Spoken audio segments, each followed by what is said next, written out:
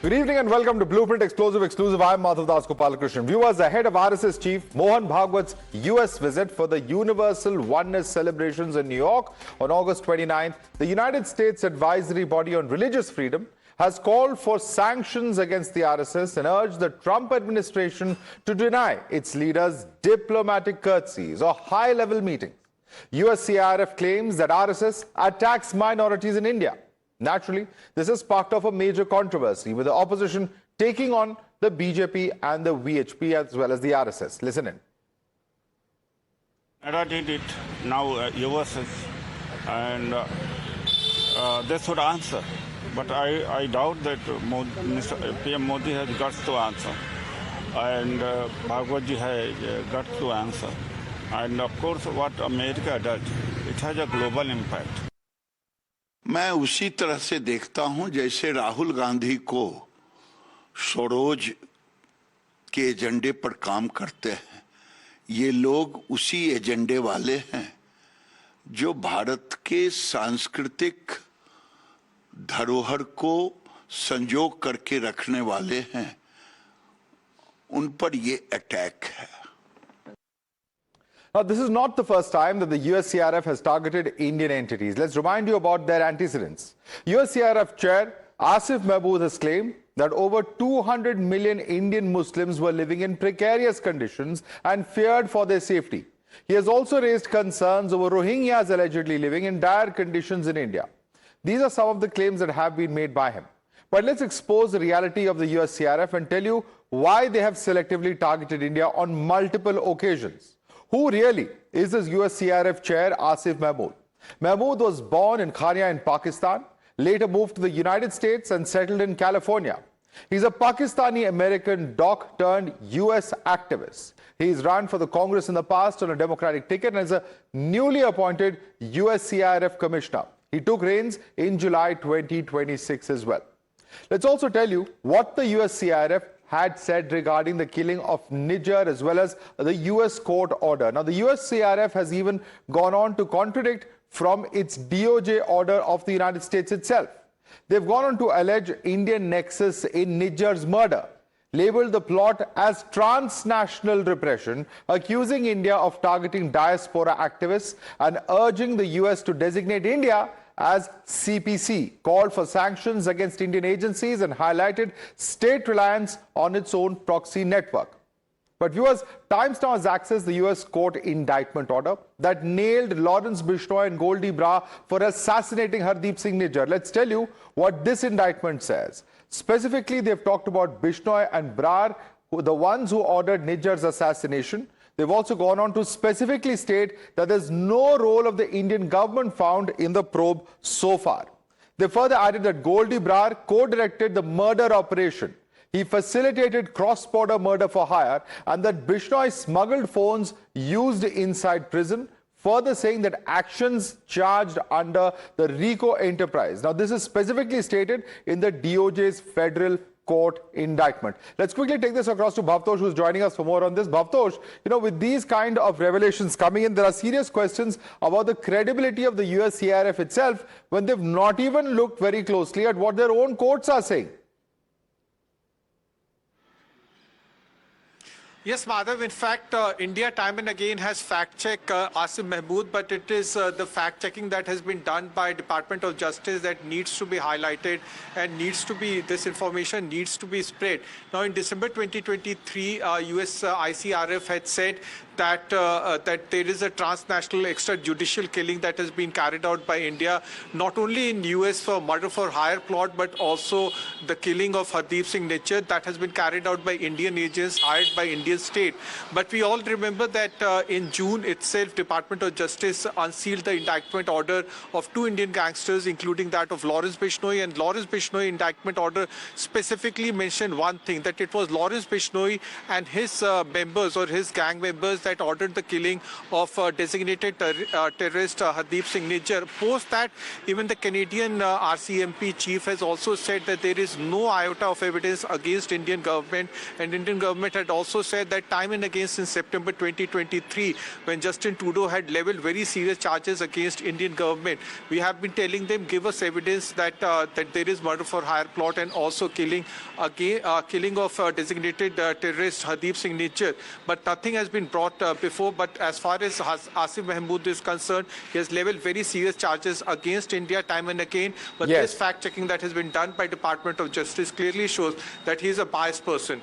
Absolutely, and there are serious questions about the individual, as you rightly said, highlighted, of course, his origins and the fact that he has repeatedly targeted India through these various reports. Thanks so much, Bhavtosh, for joining us with that exclusive bit of information. Let's quickly open this up and take it across to our panelists. With us is Ratan Charda, author. Joining us, Ashok Sajanhar, former diplomat. With us is Abbas Haider, national spokesperson of Samajwadi Party. Advocate Ashpreet Khadial, spokesperson of the Congress, also joins us on the broadcast. Let me start with you first and foremost, Mr. Ashok Sajanhar. As a diplomat, you know, there are organizations such as the USCIRF, they are associated with the State Department. Do they really speak for the US government, or are they just suggestions that are coming out? Because this is one organization that repeatedly brings out these reports, but in this case, not only is the origin of this particular, or the chairman and his origin under question, and the reason why he's bringing out these repeated reports, but also whether they've got their facts completely mixed up. No, thank you very much, Madhav, for having me. You're very right. You know, the reports of this commission are not binding. That is, in the mandate of this body when it was set up by the US State Department in 1998, basically to look at the freedom, what is the situation of religious freedom in other countries. Let me make a couple of points. You know, I was in Washington, D.C. in the 2000, 2005, 2006, etc. Even at that time, USCIRF had wanted to visit India. At that time, the position of the Manmohan Singh government was that any foreign agency has no locus standi whatsoever to look at the situation as it prevails in India. And, I was handling this issue when I was in Washington, D.C., and we refused to grant visas. They kept on coming to us for visas. Even for the 10 years of Manmohan Singh government, we refused to grant them visas because they have no locus standi. Second point, you know, as I said, their recommendations are not binding. They are only, suggestive to the State Department. And these reports have been coming even during Dr. Manmohan Singh's time, always that there was discrimination against minorities, and India should be designated as to what they called a country of particular concern. The State Department never went by its recommendations. Not once. Every year it has been coming out saying that, India should be designated as a country of particular concern because there's discrimination against minorities, etc., etc. The State Department has never gone according to its recommendations. So I think it is, meaning it makes for good politics, so to say, as far as countries where against which such reports come out, like in India. But otherwise, it does not have any, number one, a binding feature or any impact as far as the local government, the policies of the local government are concerned. All right, let me quickly take that question across to Abbas Haider. Abbas Haider, why are we seeing political parties in India react to what is essentially just a suggestion? It's not binding on the US government, but it seems to have created more flutter in India than it has anywhere else. Why is that the case? Abbas Haider. Madhav Ji, we are ideologically opposed to the RSS and their, we have consistently opposed their ideology, their practices and so many things. But at the same time, we don't need Washington to tell us what is wrong with the RSS. We have our own democratic experiences, we have our own bodies, our own people who can judge these organizations. See, Madhav Ji, this is a very important and pertinent question at this point of time because, we have seen a body which is not registered anywhere. A body which I don't know from where they get their funds from. A body, why is that body? If RSS, believe that foreign government should not, intervene and stay out of India's democratic processes and affair, it must also explain why does the RSS seek appointment and access to foreign government, top official. That is also one question. See, our internal matters should be debated, they should be decided. No, one second. What is your, I'm not able to understand your argument. You are saying that RSS should not meet foreign officials. No, Abbas Haider, what is your argument? You are saying RSS should not meet foreign officials. See, why? Why does the RSS want access from the foreign, US Department of Justice and other, US or top official? Is the RSS chief going on a diplomatic passport? Is this a diplomatic mission which has been run by the RSS chief? That is a Does something prevent them from traveling abroad, meeting with other officials? Does anything prevent them from doing that? Because there are leaders from various political parties. Mr. Rahul Gandhi regularly goes abroad. Mr. Akhilesh Yadav has studied abroad. Are all these things also wrong then? But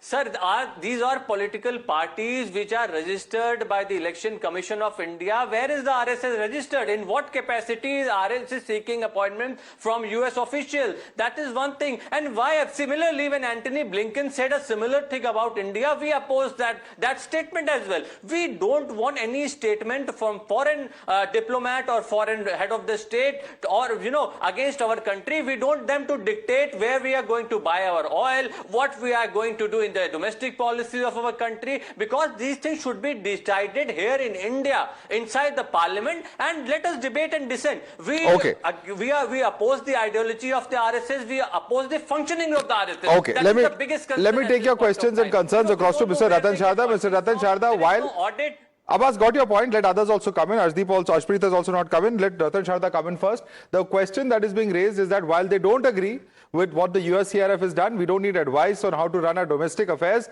The question they are asking is that as opposed to registered political parties, why is the RSS not a registered body? And why is it engaging with the State Department or other foreign officials is the question coming from Abbas Haider. Mr. Ratan Sharda. Madhav, the questions are much larger than trying to get into, small issues like why it is registered, how it is registered.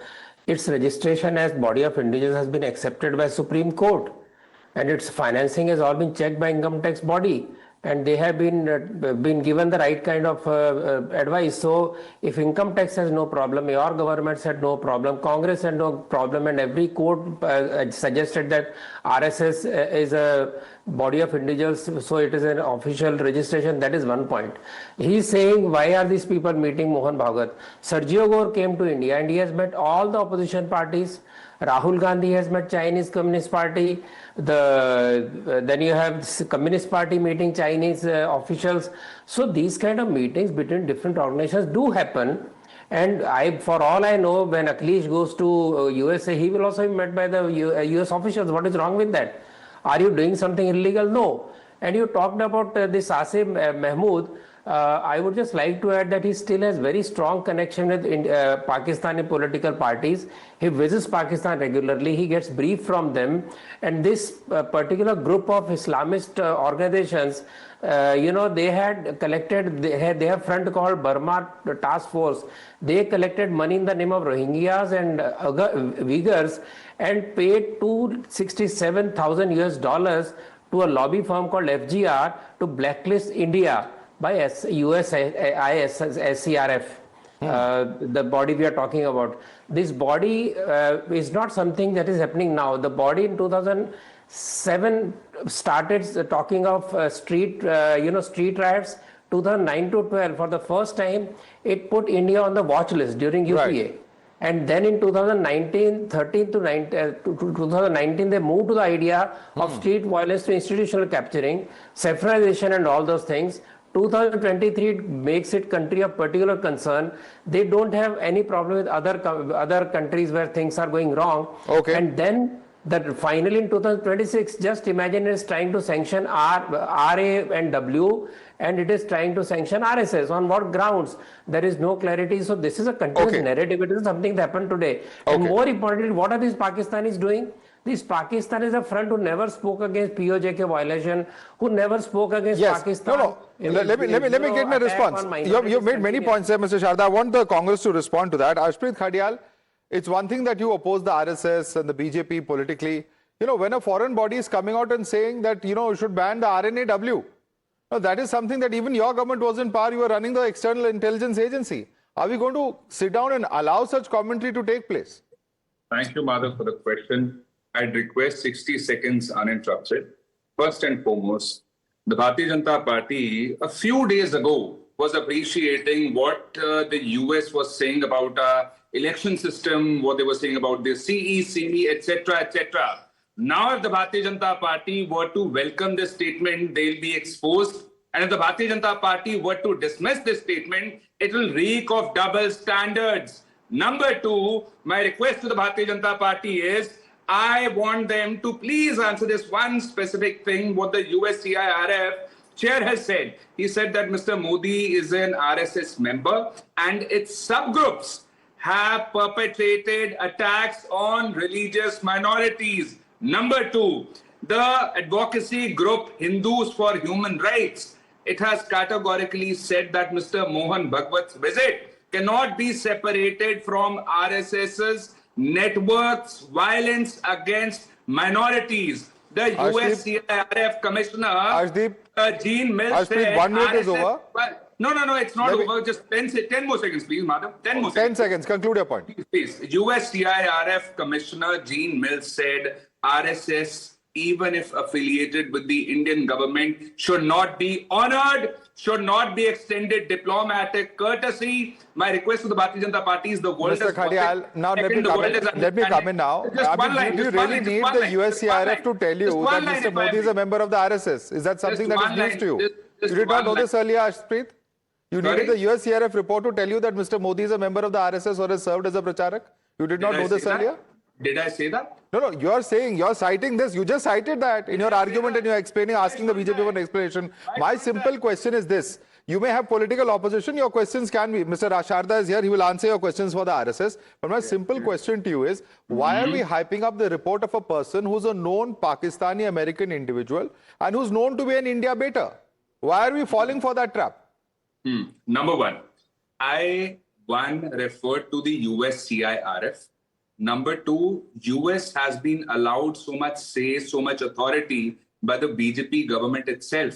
When Abki Baar Trump Sarkar, Howdy Modi, Namaste Trump, when you get compromised, when you let them issue diktats, 30 din ke liye tel le lo Russia se, do a ceasefire, otherwise there will be no trade with you, imposing tariffs on us, letting them decide anything and everything for us. You give them so much say, and then you say, do not agree with what they are saying. You say, do not take them seriously. Let me bring in Mr. Ratan Sharda on that. Mr. Ratan Sharda, have we given too much space to the United States? Have we begun listening to the United States and listen too much as far as what Ashpreet is saying? Do you agree with his concern and criticism? I'm amused by the people who come to debate with their own point, don't even listen to somebody else's point. I already pointed 2009, 2012, during their rule, this same organization passed a resolution about the putting in your watch list. So it's not something against you and me, it is against Hindus, it's against India. And what is happening because of that, by trying to publicize these kind of issues and trying to support US view, see, we can criticize US when they go wrong, we can appreciate them, they're right. Are we bound by something? By saying USA sab decide karta hai, Sergio Gaur aaya. He came and he met Kashmiri leaders. He said Kashmir is a very important part of India. So that is a diplomatic win. But they will not talk about that. They will crib about it. So point is not what USA said. We must say always follow them. Point is that are we happy to see Hindus being treated as targets in USA? What is happening in USA? American Hindu diaspora has been put under very, very strict, very, very tough conditions, where today 70% of the people look at NRIs in negative way. This is the kind of fear that you have. Temple attacks, they are not talked about. Hindus being least criminal elements anywhere, they are not even there in jail in most of the cases, 0%, and still Hindus are being targeted. Aren't worried about that? All right. Ashpreet, what about people of Indian origin who are being targeted in the United States? Mr. Ratan Sharda, of course, has referred to certain specific incidents. But the point being made here by Mr. Sajanhar, and you can address Mr. Sajanhar. He served as a diplomat during Dr. Manmohan Singh's regime. He says there were similar ridiculous reports that were being filed even during the earlier regimes, even during the Congress regime. So why are we giving it that much credence? Well, number one, the Congress party was not all praised for the United States of America like the Bharatiya Janata Party is. It's not us. It's been Mr. Modi who has been appreciating, complimenting, commending anything and everything that America does, anything and everything that Donald Trump says. He has, in fact, campaigned for that person. My request is, when we talk of our people being subjected to discrimination, persecution, etc., what of the Bharatiya Janata Party's stand? What of Mr. Modi's stand when the people were being put in chains? They were being literally thrown into the planes and were being sent back to India. Not a word was uttered by Mr. Modi. He did not even stand for his own countrymen. Now, I'm not just talking about illegal immigrants. Let's talk of the legal immigrants as well. When the Bharatiya Janata Party was appreciating what America was saying, what Donald Trump was saying about the CEC, do they realize that he was trying to advocate for the Save America Act, due to which he wants to impose even stricter and harder conditions on the people there for them to be able to vote? It'll make let's not mix up Mr. Gyanesh and that issue. This is a separate issue completely. Let's not paint everything of the United States with one brush. But I want to get a quick response from Mr. Sajanhar. Mr. Sajanhar, the questions and the concerns still remain that this government has not spoken up for the rights of Indians. This is the allegation coming in from the Congress party during this particular regime, and perhaps we've been a little soft on the Trump regime 2.0 in particular. No, I don't think that is a fair argument. That's a fair assessment. I think India has always acted on its interests. Wherever its interests lie, India has spoken for that. India has not wilted under pressure from Mr. Trump when it has wanted to sign a trade deal that would go against the interests of India's farmers, India's MSMEs. India has not wilted under the pressure of Mr. Trump when he has said stop purchasing oil from Russia. At that time it was 50%, maybe today it is again about 45-50%. It has never gone below 32-33%. So we have looked at our interests. So whatever are positive elements, what I think Mr. Sharda mentioned about Sergio Gore, going there to Kashmir and saying it's an important... Been to Ladakh, something that no other US ambassador has done. I'm sorry, we're completely out of time, gentlemen. We don't take any... it is the fact that it is an important part, integral part of India. Yeah, not just integral, but important, which takes it a step further. I'm sorry I'm interrupting you, Mr. Sajanhar, but I'm completely out of time. Ratan Sharda, Ashok Sajanhar, Abbas Haider, and Advocate Ashpreet Khadia, I'd like to thank all of you for joining us. And if you want to look at the credibility of the USCRF, just look at the report that my colleague Bhavtosh filed at the beginning of this bulletin, which shows that they don't even read their own DAJ report, which has clearly contradicted what has been cited. They're blaming the Indian government as far as Nijjar is concerned, but their own courts have found something to the contrary. That was Lawrence Bishtoi, and it had nothing to do with the government of India. And that just goes to show what the quality or the credibility of such reports are. Leaving it there, thanks so much for joining us this evening.